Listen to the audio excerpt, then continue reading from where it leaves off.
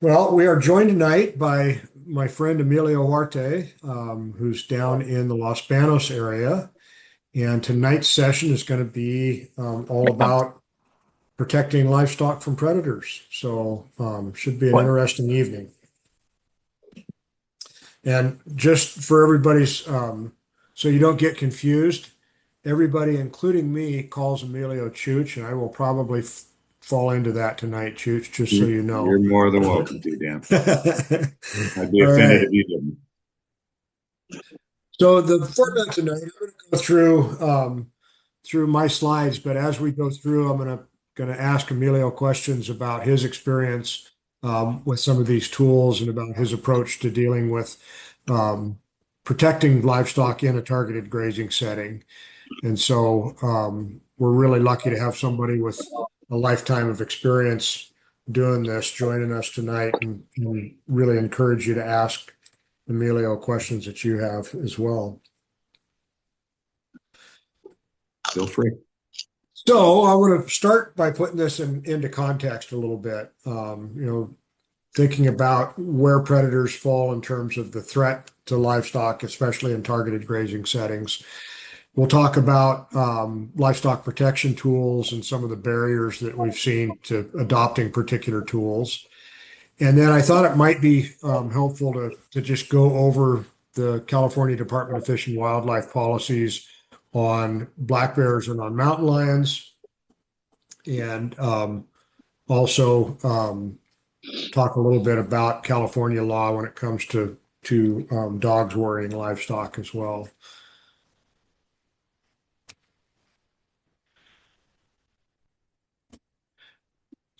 So I'm trying to take role as I'm trying to multitask. I'm not doing a very good job of it here. So probably all of us have seen this bumper sticker at one time or another, but that's kind of the nature of running sheep and goats in any part of the West, but in particular in California. But looking at the most recent statistics from USDA, to put this in context, you know, beef cattle are typically a little more trouble-free when it comes to predators. But death losses from predators in sheep and goats would be similar, can be pretty significant. So about 20% of the losses in sheep in 2014 were from predators in adult sheep, and about 45% of the death losses in lambs was from predators in 2014. So it can be really significant depending on where you are. This is one of my favorite cartoons because this also seems to happen regularly with sheep and goats. But sometimes things just drop dead, and that's the nature of livestock. You're going to have dead stock too. But in terms of lots of areas in California, I think there are areas that can be very significant in terms of predator impacts. Probably most of us are familiar with what's going on with gray wolves in northeastern California over these last 6 months.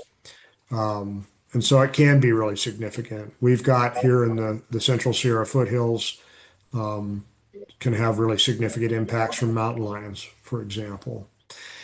I think the other piece of this that when we talk about these tools that we'll go through in more detail is that there's a whole bunch of reasons people may or may not adopt particular tools. And I think first and foremost, as businesses, we need to think about the cost of the tool and the benefit that it provides. And one of the challenges in thinking about that is how do we know how many sheep didn't die or how many goats didn't die because we had a particular tool? And I think measuring those costs and benefits can be pretty challenging. We know that it's relatively easy to measure the impact economic costs of direct losses. You know, if you have a dead animal, you know what you could have sold that animal for, and so it's easy to estimate that direct loss. But there's also a variety of indirect impacts from predators as well, and we've really seen that with the gray wolf in northeastern California. Those indirect impacts are associated with stress, and so we tend to see lower weight gain or lower pregnancy rates. Um, we see increased labor costs and other factors involved in those indirect impacts as well. So from a conventional perspective, if you're grazing for meat production or wool production, largely you're going to be in an area that is perhaps a little more remote, a little more extensive rangeland systems, and so it's possible that you're going to encounter a wider range of predators. And you also have some options for lethal control, particularly of coyotes, that may not be available to you if you're grazing in close to town. Targeted grazing is often done in the wildland urban interface, which makes that lethal control difficult, if not impossible. You can get nuisance complaints when you have guard dogs in neighborhoods, and there may be some liability issues associated with some of these tools as well. And Amelia, I'm wondering from your perspective, having operated both a commercial sheep operation um, and a targeted grazing operation, what are the differences you see in terms of predator pressure and predator protection? Well, Dan, as far as the range sheep that we run, you were aware we have a lot of public interference up in the Tahoe area, and we've tried to work with the Forest Service as far as tying animals up, which I'm somewhat against because if they're the predators, they hit us at night regardless. But the worst thing on guard dogs to do is tying them up. And when we get in the public areas, we tried to work with them tying them up, but I feel that's kind of ruining the dog when we do that. Right. You know, And that's a liability. That's a conflict with recreation thing that the Forest Service is worried about. exactly. During the day, the animals are bedded down during the day. Usually the dogs are too, but young dogs, they get territorial and they start wandering, and next thing you know, they're coming into a campsite and sniffing out garbage or what have you. They do that, but that's where we see the problems. I mean, and not only that, we put more dogs to the bands that were free grazing, especially up in the Truckee area and Carson City and Virginia City. It's if I got 1,200 sheep to a band, I'm putting 3 to 4 dogs, sometimes more if we're training pups, but usually it's 3 to 4 dogs. And regardless, the more you put, the more problems you're going to have. As far as public and the dogs, it's that I like getting out in the middle of the desert where there's no people around. We have no problems. It's Yeah. Regardless, I try to pick different dogs for the free grazing. What we're the conventional way we ran the sheep compared to what I put in for the targeted grazing when we're doing paddocks and what have you, and more public interference. I try to get calmer dogs, but both sides I've seen conflict with public, and that's the biggest issue I have. Now, and we'll get into that in some more depth here in just a second, I think. But I think that public interface in both systems is where the real challenge lies. Right. So this is some other data from USDA, just thinking about what cattle, sheep, and goat producers typically have used, and this is fairly old data, and it's national. So I think the use of guard dogs is quite a bit higher in sheep and goat production in the West in particular. But a lot of folks using a combination of tools. And we'll get into each of these tools and kind of their efficacy and cost here in just a second. But it's in the West, really, particularly in California, we don't see cattle producers using a whole lot of tools. And part of that is the fact that people transitioned from sheep and goats into cattle because they didn't have to worry as much about predators until recently. This is some work that we did several years ago. This is a publication that we put together. It's actually out now, called Livestock Protection Tools for California Ranchers.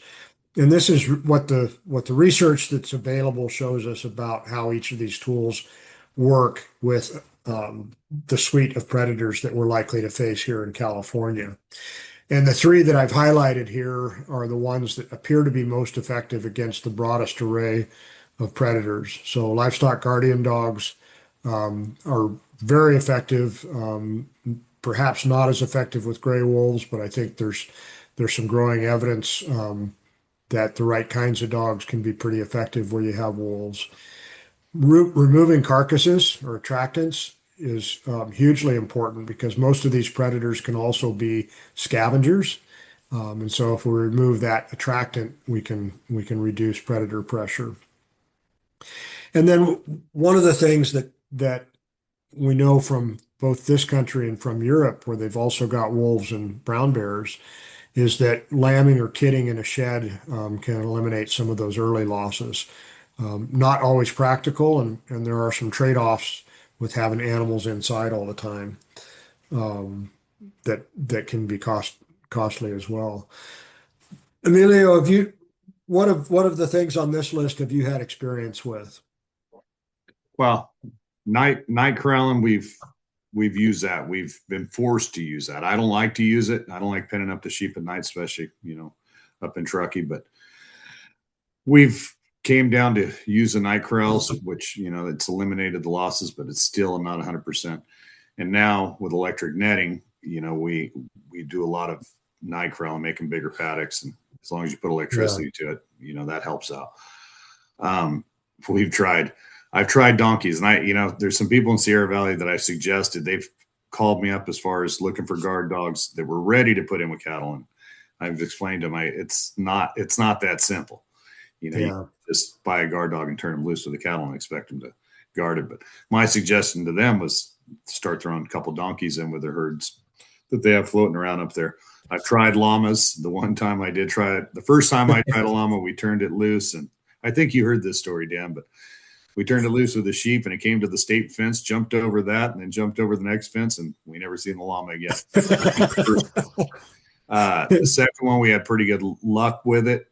It kept more people away than it did dogs or other predators, but it was good for keeping people away.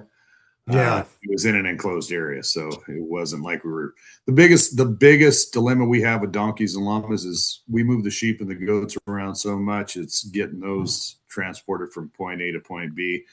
Have to have something besides a double deck gooseneck to haul them around because they're taller than sheep and taller than goats. So one thing I'm going to try now, it's the first time I found one in Texas that a friend of mine has, is Spanish Mastiff. Very, hmm very good sized dogs, and I want to give them a shot. They say they're a little bit more on the aggressive side, and I think I need a little more aggressiveness in the dogs that we have. So I'm going to do some crossbreeding to try it out. But I think the best thing out there for us is electric fencing and guard dogs. I mean, that's what yeah, keeps our predators under control. the combination. The combination. Yeah. Night pins, they work, but I try to stay away from them. It's not. I don't think it's healthy for the animals. And that's one of the questions I've always had about night penning and about shed lambing and kidding is do you have more respiratory issues and health issues You keeping do, animals closed up like that? Yeah. yeah, you do. You'll see it. Shed lambing. It's you're always going to run into respiratory problems, and it's just it. No matter how clean you want to be and how hard you try to be as clean as you can be, it's still there. Yeah. Yeah. I have better results just open range lambing like we do, and that's all we've ever known. So we've it's hard for us to adjust. We've tried the shed lambing, and just in our area, it doesn't work. We have a better climate to where we don't need it. So Well, and I've always pasture lambed in the foothills, a little bit colder than where you are, but I think with the right kind of sheep, that works much better for me yeah, than bringing them in a barn too. yeah, So we'll kind of dive into a little more detail about each of these tools here. And the first one on the list, obviously, is livestock guardian dogs. In my experience, most of the working dogs that certainly the dogs I've had and the dogs that I've observed as effective are very rarely a purebred. They may be represented as Pyrenees or Akbash or one of the breeds that we're familiar with. But typically, if they're from a working environment, they're going to be some sort of crossbred dog. Um, and there's, advantages and disadvantages to rough coat and smooth coated dogs. There are some new breeds here. In addition to what Emilio mentioned, there's Kangles and Caracachans and some dogs from Portugal that seem to be less people aggressive, but very canine aggressive. And so they've worked pretty well in the Northern Rockies where there are gray wolves. What we've found in our research really kind of confirms what that Coppinger research suggests is that they protect stock without displacing the predators. We did have done what about 7 years working with you guys in Truckee, Chooch, At looking at least. what the dogs do, Yeah. and the predators are all still on the landscape. They're just for the most part not eating sheep, and I think that's an important distinction as well. There's a perception that if you have dogs, you're just pushing the problem to the neighbor, and I don't know that that's necessarily true. There was some work done at the U.S. Sheep Experiment Station in Idaho in 2015 that showed that sheep were willing to go places on that range where there was a dog that they wouldn't go without a dog. And so I think that's a piece that may be part of the cost and benefit analysis. If you're getting more grazing efficiency and able to utilize country that you couldn't use without a dog, that definitely has some benefit as well. I want to get to the bonding piece of this. Emilio and I talked a little bit this morning about this. Um, how old do you like a dog to be when you get it? How old a pup do you look for? Well, when I'm weaning them from their mother is about 3 months, 3 to 4 months, and then take them Okay. away from their mother. And the best luck I've had, Dan, is when these pups are born at the ranch during lambing season, and we got all the bummer lambs in the barn. You know, Yeah. we only this last year we kept 2 dogs intact to breed and bred them both during lambing season. Those pups, last couple of years, those pups weren't born that time of the year, bonding with those lambs like that. They're easier for us to wean off of their mothers and stick them in with another flock. And during lambing season, we're making our groups of 250 to 300. So put an older dog in that bunch along with one of these pups, and it seems to work pretty good for us. And what I try to do, for the range outfit, when I pick out guard dog pups, I try to pick out the ones that are a little bit more on the timid side, that don't want to be as people friendly. They're the ones I Yeah. pick for the range outfit. And then the ones that I'll stick them with, either the goats or the Dorper sheep that do the contract grazing, they'll be the ones that are more people friendly. And Yeah. but Yeah. it is getting to the point in some of these areas. I hate to do it, but it's never the animals we're getting the complaint about. It's always the guard dog either barking or this or that. Right. So some of the areas we're just trying to do it without guard dogs, and this is one of the first years we're doing it. And I'm not real keen on it, but we'll see what happens. And it's heavily That's populated areas. and that we've done a little bit of that too, where we feel like the pressure isn't quite as great, and we really have to keep up on the electric fences. I think it becomes more critical. Um, One of the things that I've started doing with pups too, because I think we don't want a guard dog with any kind of prey drive, any kind of desire to hunt. And so I've started rolling a ball past a pup um, at the time that we're picking them out, and a dog that doesn't want to chase the ball is the kind of dog I want. And there's a question in the chat, Chooch. Do you use the hands-off approach with minimal handling during the first couple of months that you've got a pup with sheep? Yes, as much as we can. The only time I really like them to be handled is when we're moving them with the trucks and we're loading. Even with loading, when we're moving them with the semis, I prefer those dogs to load up right with the sheep, Yeah, especially yeah, the ones out on the range. They're the ones I want. Is we feed them with the sheep. We just also, the herder makes sure is that the sheep aren't eating the dog food. Twice a day he'll feed the dogs, yeah. but less human contact as possible.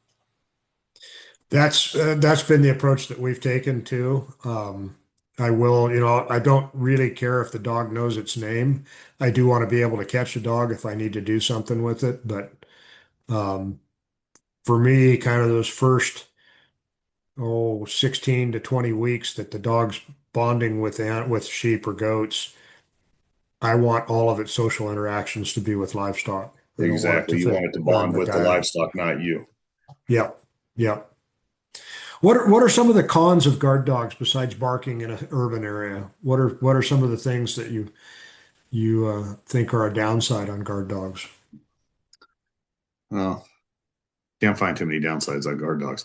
You know, the thing about it. If you have the right kind of fencing to keep goats in, it's going to keep guard dogs in. Yep. And that's the bark is what keeps the predators away. I like Yep. dogs with a lot of bark. The neighbors that we're doing grazing in their neighborhoods, they don't like it, and I understand why, but that's their nature. That's what they're bred to do. I mean, it's the bark's worse than the bite, Yeah. and it's in the urban areas. That's why those I try to find friendly dogs because no matter how much we tell them not to mess with the dogs, people are still going to mess with dogs, and they're Yep. still going to want Yep. to pet them. And you got to get a dog that's okay. It's going to be if it's going to interact with people, it's going to interact to be pet, not to be biting. So it's the cons are is just the interaction with the people. I mean, the downfall is the interaction with the people. And what do? You put a real friendly dog or you put a real mean dog out there. So the real mean one's not going to want to interact with people, but it's going to want to bite. So, and it's most of the parks that we're in that we do a lot of dog walking. So you have a Yeah. lot of Right. people just walking dogs. And even though we put signs every 60 feet on the fences saying electrified fence or please keep your dogs on leash, there's still people that don't do it. And the dogs, they'll stay in a netting fence. If we have a 3-strand electric fence, our guard dogs will go right through it after another dog. And it's that interaction. It's just Yeah. that's the biggest downfall. I mean, that's why we chose not to go into certain areas with dogs. Another question that occurs to me, and I know my opinion on this. I'm interested to hear yours. There are people who specialize in breeding dogs, and there are people who raise sheep that sell dogs from working stock. Do you have a preference? Oh, 100%. I figured this out. I won't buy a dog from somebody unless its parents are coming from working stock. And I definitely won't sell a pup to somebody who doesn't have animals. Yeah. It's both ways. I mean, Yeah. Yeah. I can't, I have to be guaranteed it comes from working parents. And then most of the time, if we're buying it, we want to see it Yeah. ourselves. I mean, or guaranteed, but Yeah. Yeah. we've tried that in the past. We've had people hit us up on guard dogs and thinking that they have animals and they take these guard dogs home. 6 months later, they're calling us back, begging us to take the dog and the money that they paid for it to keep it. But the dogs by that time, they're not made for pets. They're not Right. backyard dogs. And I stay away from those kind of sales. And I've had on the buying end, I have had my best luck buying dogs from producers who happen to have a litter. I really stay away from the people that specialize in breeding guard dogs and maybe have 5 goats so they have something for their dogs to be Right. with. And I think that can be equally problematic. I think the dogs need to bond with the place as much as they need to bond with the sheep and the You're goats right. too. Yep. And that is an issue because we're moving around so much with the Yeah. animals. That is an issue we see. And every time whether it's 2 or 3 miles down the road or 15, 20 miles down the road, as soon as we get the dogs there, unload them with the sheep, they want to head back in that direction where they were at just because they're going back and looking, they want to, Yeah. they want to go back to look to see if they're missing anything. So, Yeah. Yeah. you know, the best guard dogs I have are the ones that stay on the same ranch year round. Right. Right. Yep. I'm curious as to whether you've seen this. I have had several dogs now that when I'm running animals behind electronet, if the dog thinks it's time for me to move the animals, he'll go and wait at the place where I've tied 2 nets together. It's a Even if pretty I smart haven't dog. figured out that the feed's short yet, he's already figured it out and is trying to tell me it's time to move. It's a pretty smart dog. They're amazing dogs. They They really are. are. Let's go on to donkeys. So, a couple of things that I've noticed with donkeys is that they tend to need to have a little more visibility. They don't rely so much on smell like the dogs would, and so open pastures, kind of smaller pastures, probably are a better setting. Um, Most of the folks I've talked to, and I'm curious about your experience with this, Chooch, will remove them at lambing or calving just because they get so bonded with the adult animals, they can be dangerous to the lambs or the calves. Have you ever had any experience with that? Dan, no, I haven't. Not with burros. We at one time we had a lot of donkeys. It was, I think we were up to 45, Oh, wow. and we had them. Well, the reason we had them, we used them for pack donkeys up in the high country, and every herder would have 3 or 4 donkeys to pack his string on. Well, we decided one year to, keep them with the bucks, which wasn't the most accurate spot to put them to try them out as guard animals because we never had problems with coyotes and bucks. But it's easy to say we never lost any bucks to predators. There was plenty of donkeys out there to protect them, but that's as far as I'd ever gone with donkeys. Okay. I never Okay. never had them in with the lambing use, so that one I can't comment on. It is important with an animal like a donkey not to have any access to rumensin, which is a feed additive mostly used in cattle. But if you're feeding a coccidiostat to sheep or goats in their mineral or protein, that would be something that the donkeys shouldn't have access to as well. So my theory on llamas, and I have heard the story about the llama the disappearing llama. Yeah. We've used llamas a little bit, and my theory is that they were invented by Dr. Seuss, and they look so damn weird to the predators in North America that the predators don't know exactly what to do with them. Um, there is some evidence that they'll chase off canine predators, coyotes in particular, and dogs, um, but they are also preyed on in South America by cougars. And so, where you've got a lot of mountain lion pressure, they're probably not an option that you want to look at. There is some evidence that just one llama works best by itself. Otherwise, they hang out together and they don't really stay with the sheep or with the goats. Um, we've used a llama in some targeted grazing situation where we were worried about neighbor complaints about barking dogs. And it was one of those situations where I actually lost sheep to a neighbor dog because the llama wasn't aggressive enough. But would you ever go back to llamas, Chooch? I would, and in a set place, I wouldn't go and turn it loose up in Truckee with the sheep. Yeah, But right. if I had a pasture of 20 to 40 acres and I had sheep on it, and that's it, they were in a rotational grazing type of area, I'd definitely get a llama. The second llama that we had, I was really impressed with for quite a few years. And and she was by herself. She started off with her, she had her baby with her, and when the Yeah. baby was ready to wean, we took it off and left her with the sheep, and we never had any issues. Did you ever have any problems in moving groups of sheep with border collies where you had a llama with them, or did the llama figure out the border collies were okay?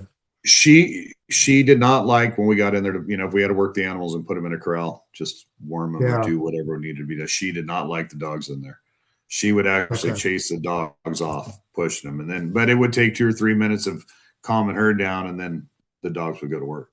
She'd Yeah, get that's adjusted kind of to the been pace. my She didn't like the first 4 or 5 minutes of doing it. that's and I've noticed that with the guard dogs too, that they know my herding dogs. If somebody brought a dog they didn't recognize or that didn't act right around sheep, they'd be very aggressive. But they'll just move along when I'm herding the sheep with my border collies. The guard dogs are fine with it. Yeah. Um, Carcass removal. This is something that obviously in a targeted grazing setting is a pretty big deal. You don't like I have never liked the calls about a dead animal in my pasture, where I'm doing targeted grazing in such a public setting. And so one of the things that we started doing when we were doing a lot of targeted grazing is any dead animal was removed immediately. I'd come and pick it up, but until I could get there, it was covered with a tarp or something, just so it was out of the public eye. Um, but that's also a predator protection component to that as well. That you may draw your dogs away from the livestock if there's a carcass out there or a bone pile.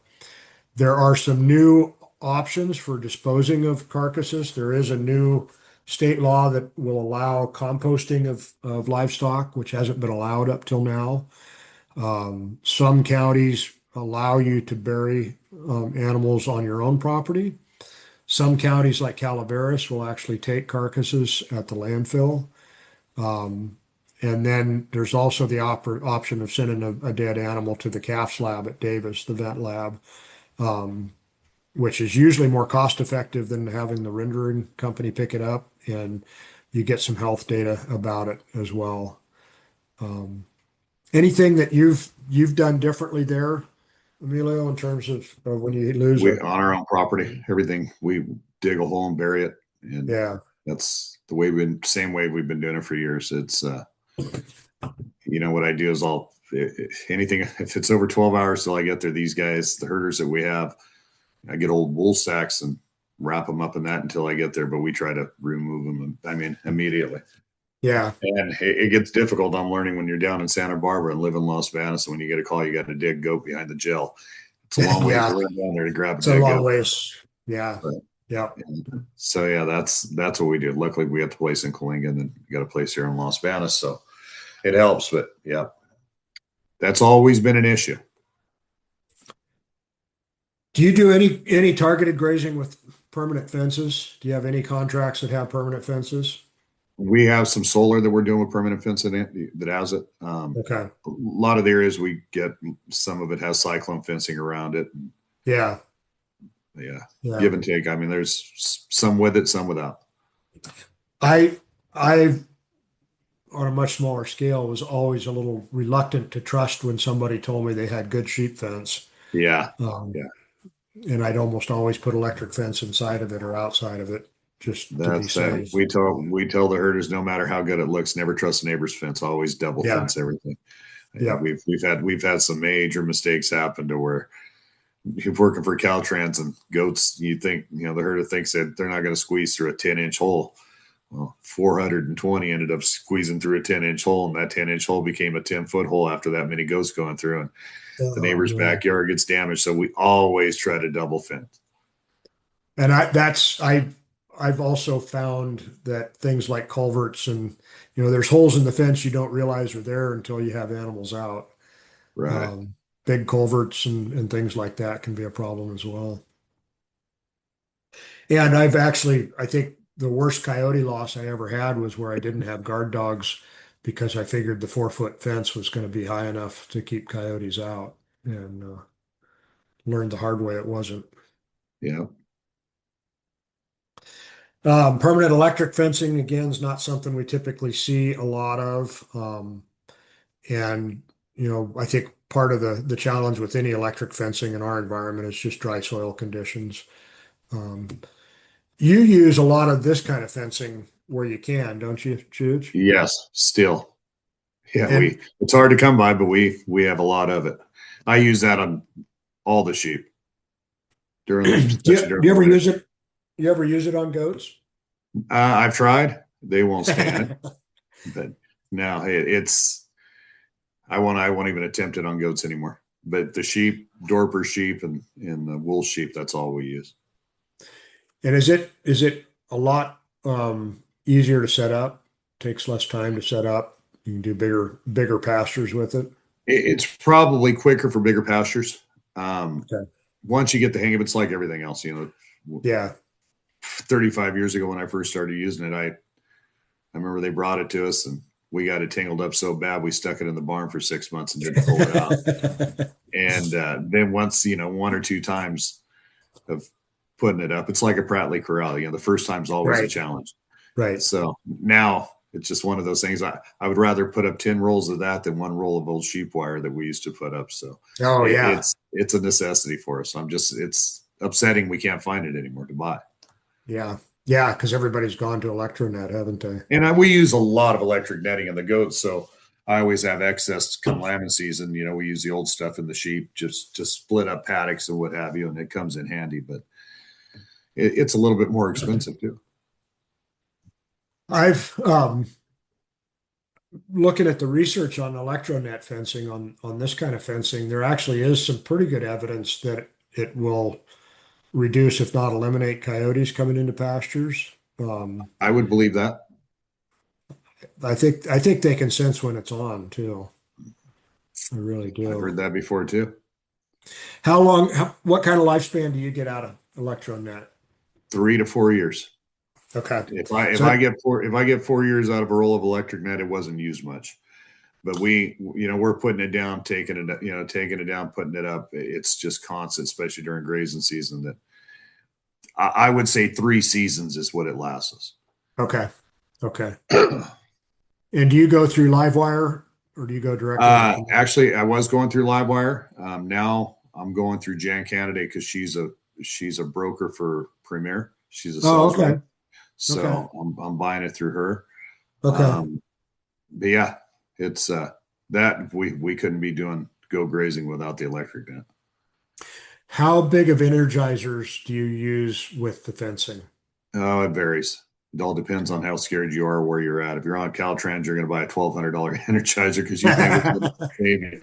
But usually it's Dan, I can't even begin to tell you what they're the $300 Energizers. I can't remember the name on them. Yeah, We used to go yeah. with Fix. Now it's the red ones. Oh, yeah, Oh, speed right. Speed Right. Yep. So I think they're right around $300 Energizer, and I'm really happy with the Speed Right so far. They've held up pretty good for the last couple of years. It's just another thing being on the contracts. If you don't tie it down, people walk away with it. So Yeah. I think we end up getting more of those and batteries stolen than anything. Oops, going too fast. Yeah, that's solar panels and batteries and energizers seem to grow legs Yeah. for sure. This is a type of electric fence that's used around wolves, and interestingly enough, there's some research dating back to like the 1300s in Europe that showed that they were using ropes with flags on them to trap wolves. So there's something about that flapping flag that wolves don't like. And there's a term here that I think applies to lots of other tools that we're talking about, and that's habituation.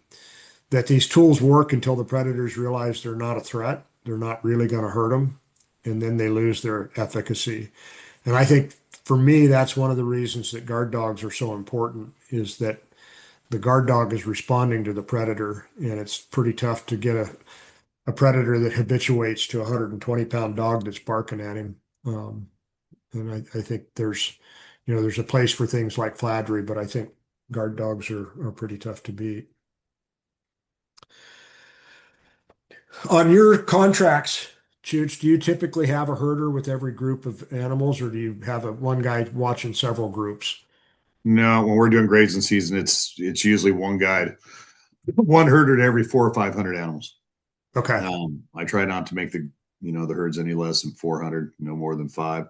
So during grazing season, yeah, we have a whole bunch of herders out there. We come fall time when we bring everything home.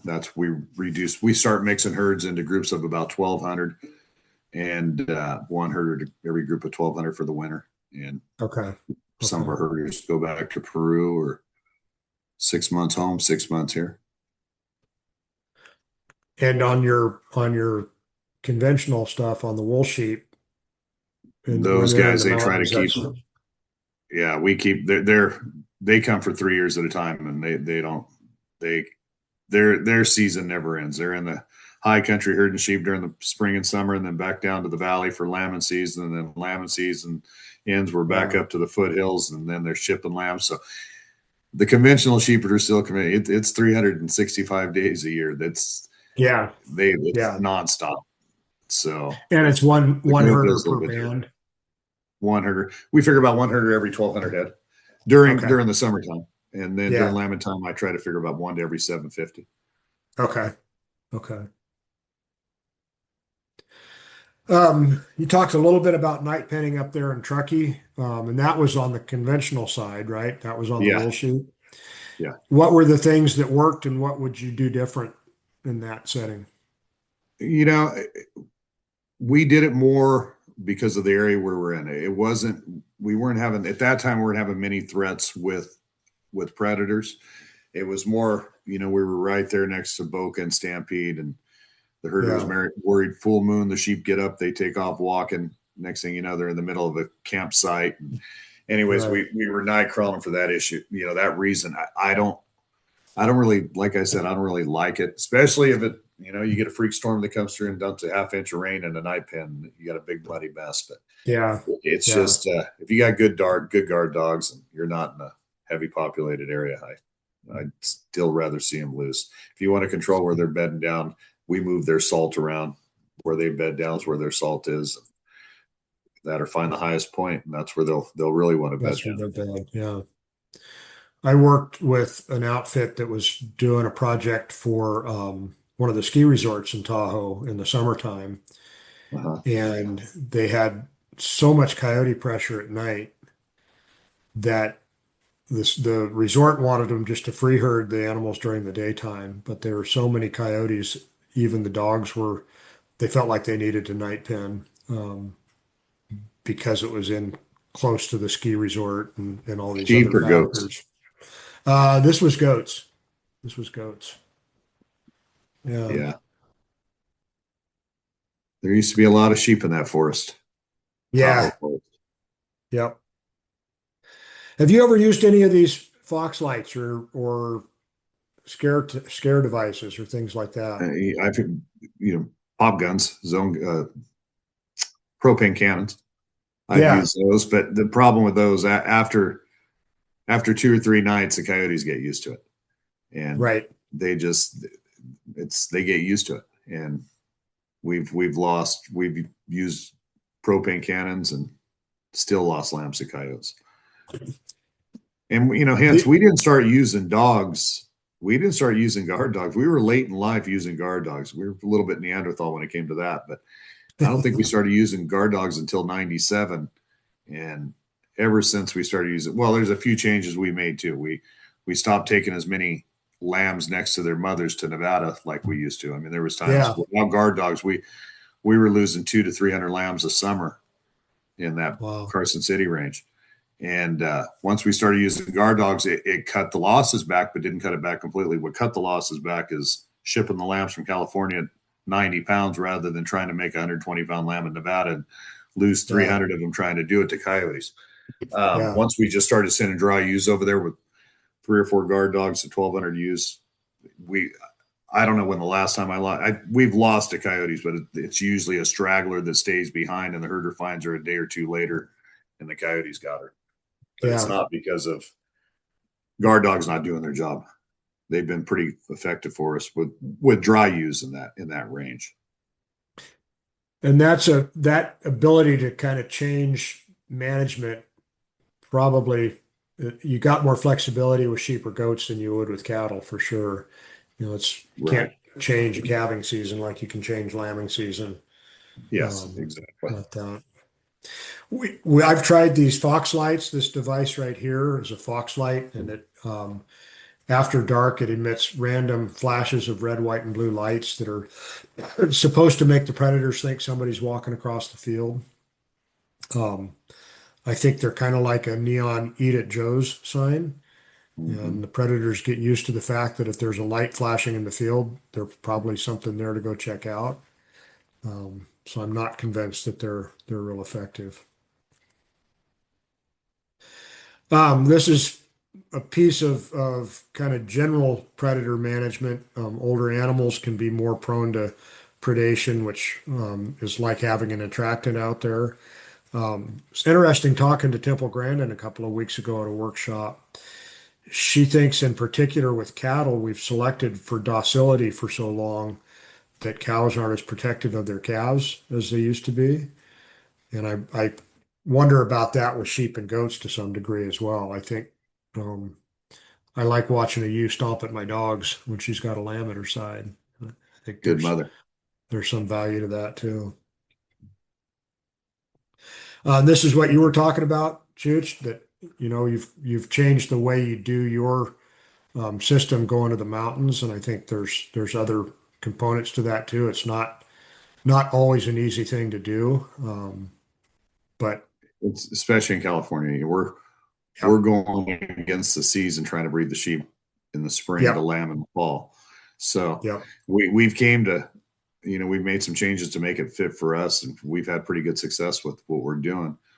Going to the high country like we do, and I feel, getting the lambs off of their mothers early, shipping lambs earlier now rather than trying to keep them up to 120, 130 pounds. We're shipping from 90 to 100 pounds, getting them off their mothers 1st of April, not throwing the bucks in till 10th or 15th of May.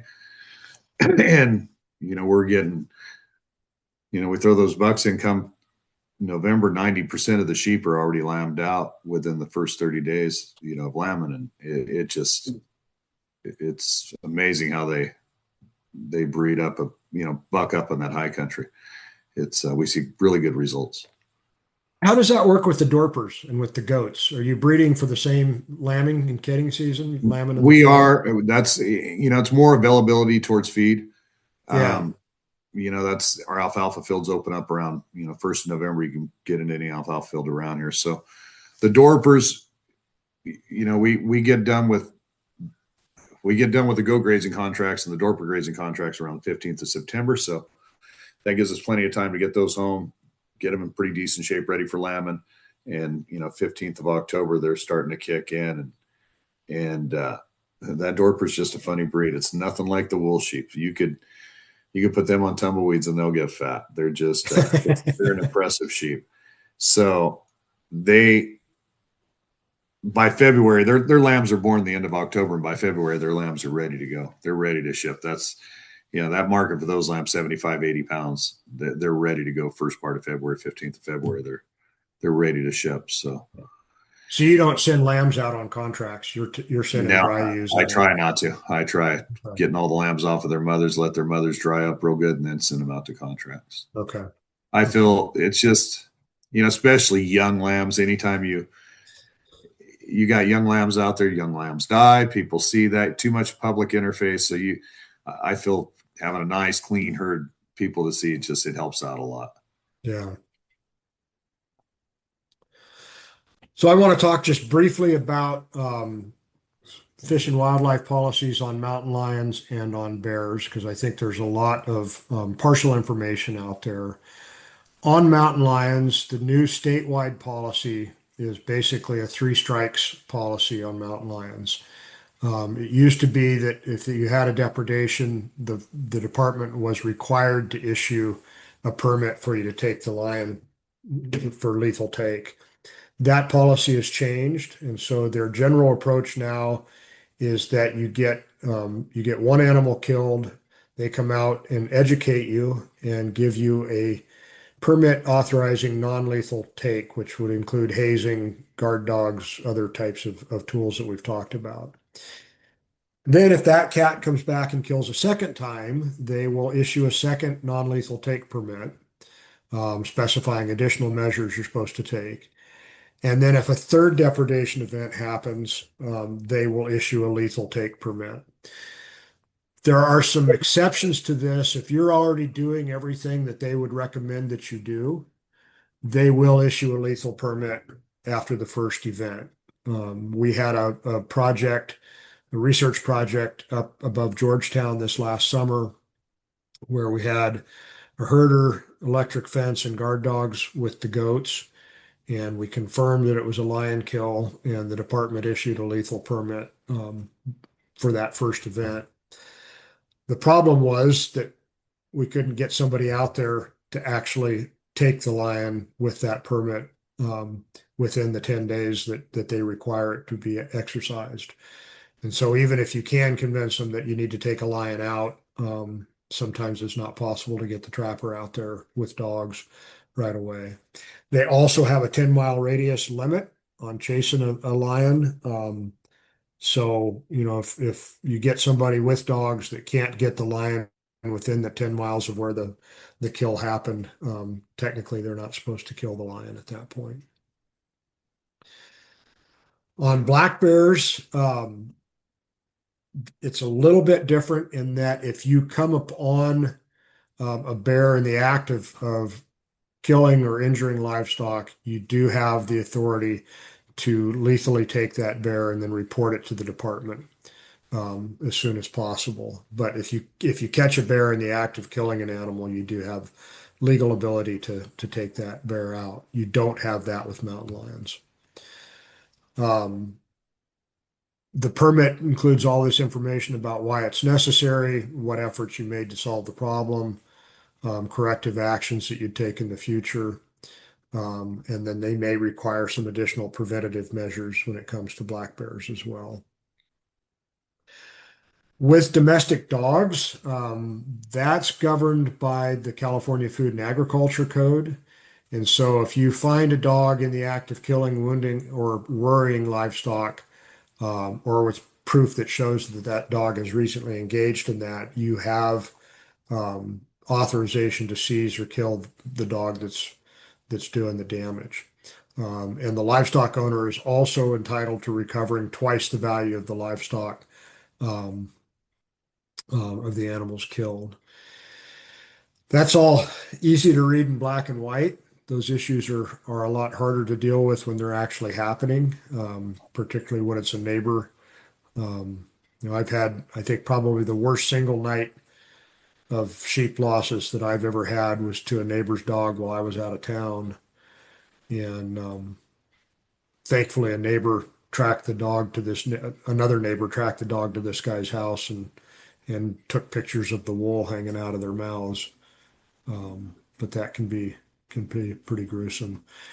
Emilio, have you had issues with neighbor dogs either in the commercial sheep or in the targeted grazing sheep? Every neighbor I have, it's Yeah, happened. It's yeah, happened. The biggest issue we have are usually people walking their dogs, turning them loose, yeah, and their dogs getting in a fight, or their dogs chasing after sheep, up there at Cronin. We've had a guy turn his dog loose, get in, start chasing the sheep around. Then the guard dog start fighting the sheep. He jumps in or the guard dog starts fighting the guy's dog. He jumps in to break the dog fight up. He gets bit by a guard dog, and we end up paying his doctor bill. So that kind of stuff does happen. But as far yeah, as neighbors, dogs, I've seen losses. We've lost 80 lambs in one night to 3 dogs, and they all belonged yeah, to a neighbor that happened to be one of our farmers. And it was a tough pill to swallow. yeah, I mean, how do you go to yeah, one of your bigger farmers that you rent all of his alfalfa from and tell him your 3 dogs just killed 80 lambs and they need to be paid for? So he was really understanding, and he did write a check, and his dogs were at fault and he paid the price. But it yeah, happens.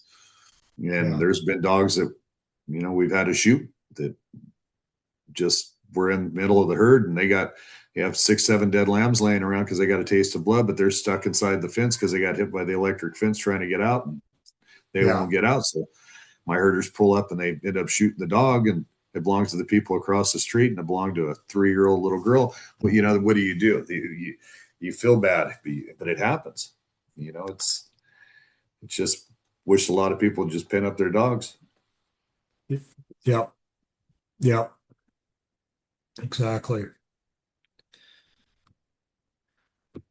All right. A couple of just things about adopting particular tools. And I think, from what you said, Emilio, and certainly my experience is that kind of a combination of tools is really important.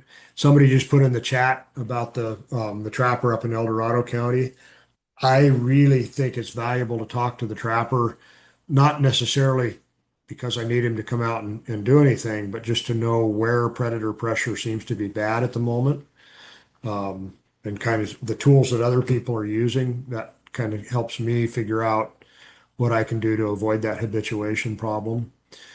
Um, I'd be interested in other people's thought on this. I think tool might be a bad label. I think the things that work the best are kind of behavioral and biological, not mechanical. And so a dog that can think for itself and recognize a threat is a lot more valuable than a flashing light or something like that. And so I kind of think the behavioral pieces of it is really important. I'd be interested in your thoughts on this, Chooch, and talking with other sheep producers. I came into this thinking that dogs would work. And so every time a dog caused a problem, I tried to figure out how to solve it. I've worked with other producers that are convinced the dogs are too much work, and they'll try a dog, and the first time the dog causes a problem, it just confirms they're too much work and they'll get rid of the dogs. A Have lot you of seen people. that in our industry? Yeah, yeah. There's a lot of people just don't give the dog enough time. Yeah, right. It's they a good guard dog. It takes at least 2.5, 3 years before it's, I think, mature enough to be out there doing the job. They're still growing. Yeah. And especially if you only have one, that's people never give it enough time, and it's that's the biggest factor. Is just giving that dog time and being patient with it. There's ways of teaching them. I mean, we've talked about this. Putting a chain on them, putting a Yep. rubber tire behind them, and dragging that around. And Yep. there's ways of slowing them down and to calm them down. It's just it's almost like training a border collie, Dan. Just have to have the It, patience.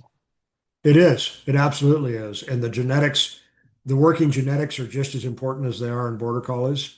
Oh, exactly. Yeah. Yeah. That's a really good illustration. Couple of things that we're doing within extension to try to look at some of this, and some of this we've done actually with Emilio, but we want to figure out kind of what these dogs are doing. If you come out and and see a dog in the middle of the daytime and want to get some demonstration of their guarding ability, most of my dogs will come over and bark at you once, sniff at you once, and go back and lay down, which is not real confidence inspiring. And so we've been using GPS collars to really see where the dogs are going 24 hours a day and kind of how dogs are staying with animals versus patrolling maybe the outside of a flock, just to really understand how that works.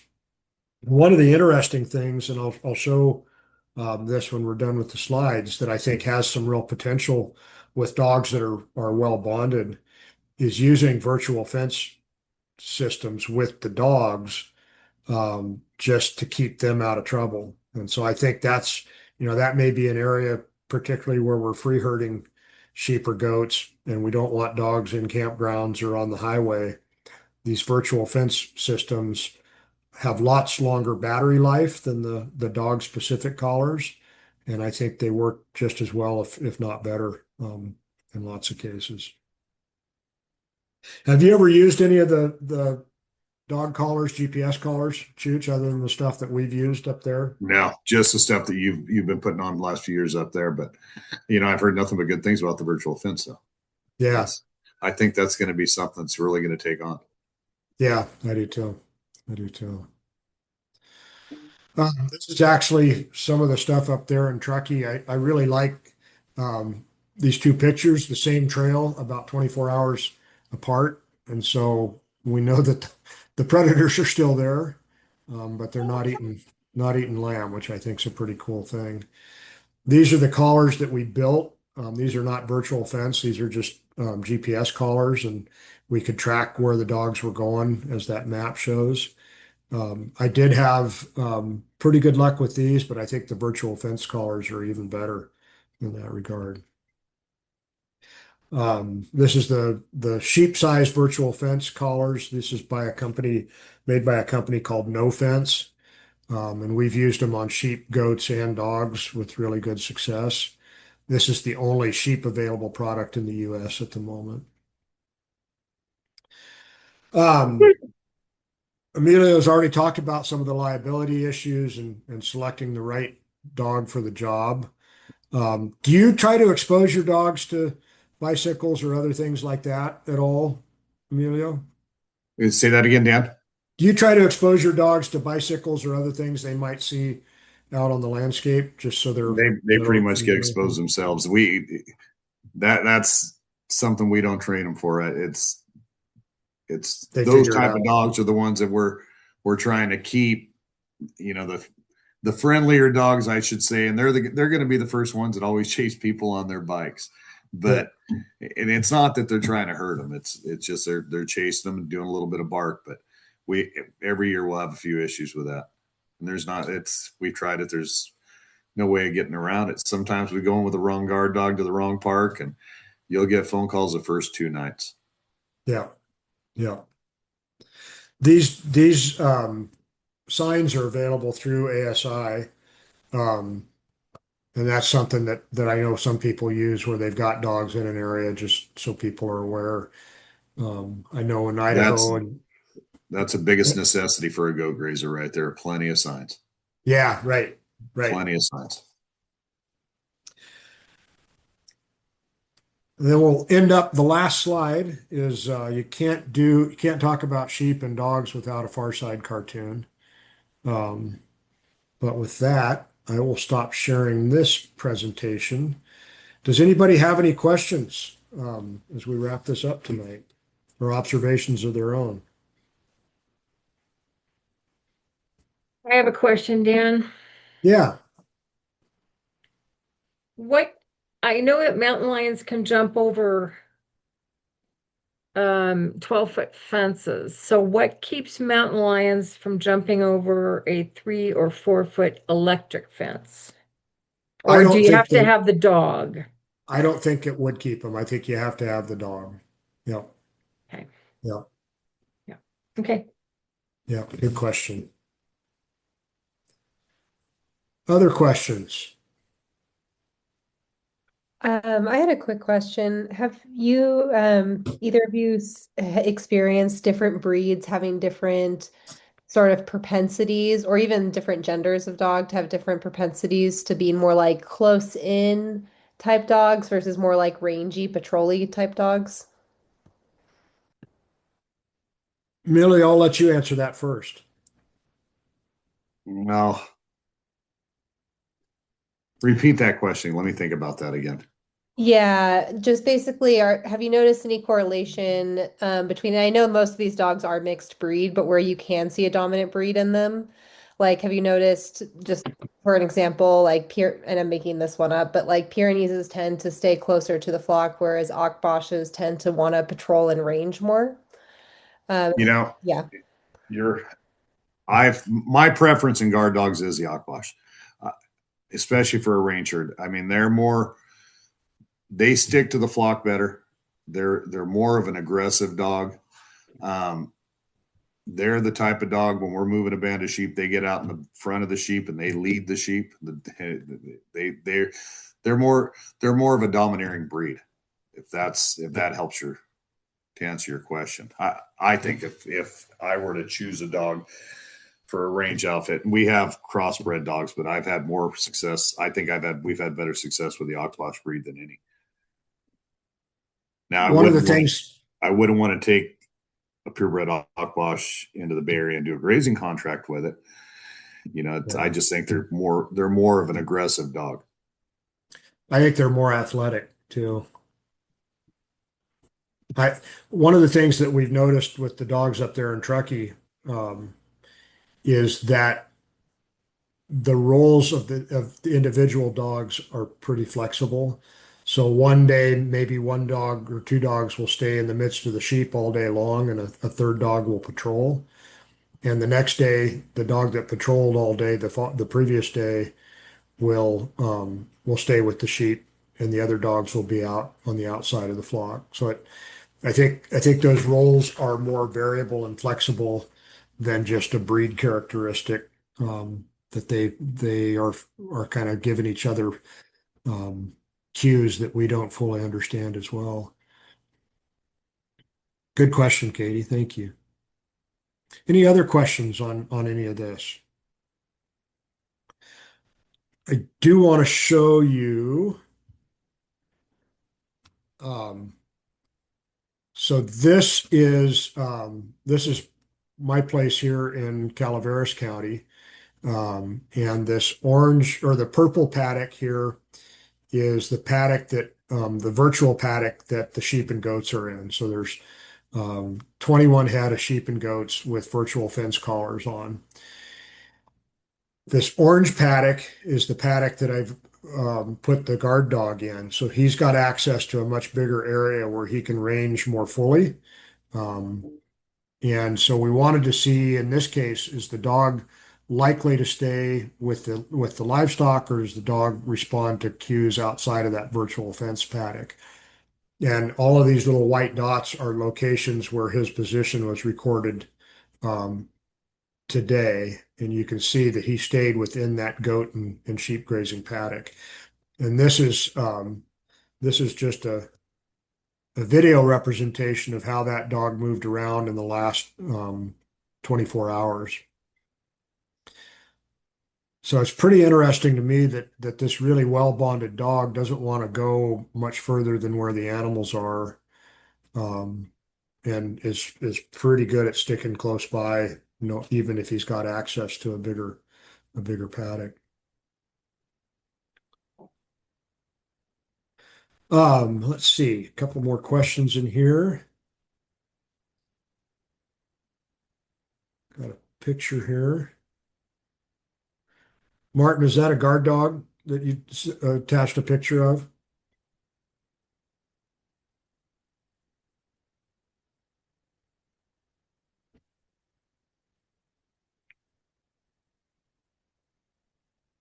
Any more questions tonight?